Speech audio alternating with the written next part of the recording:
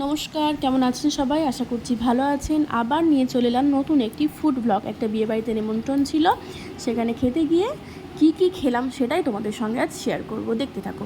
প্রথমে পনির সাইডে দেখতেই পাচ্ছ, খেয়ে নিচ্ছি। গরম ছিল হালকা হালকা, তাও খাচ্ছিলাম, কেননা গরম থাকুক আর শীতকাল থাকুক, মানে গ্রীষ্মকাল হোক আর শীতকাল হোক, গরম গরম খাবার বেশ ভালোই লাগে। ইতিমধ্যে দেখতেই পেলে ফ্রায়েড রাইস এবং আলুর দম পড়ে গেল, কিন্তু মাটন আসছে না। এটাই আমার দুঃখ। দেখতেই পাচ্ছ আমার এক্সপ্রেশন দেখে। হায় রে, মাটন কখন যে আসবে? কই কই মাটনটা কই? উফ, হাতে করেও বোঝাচ্ছি।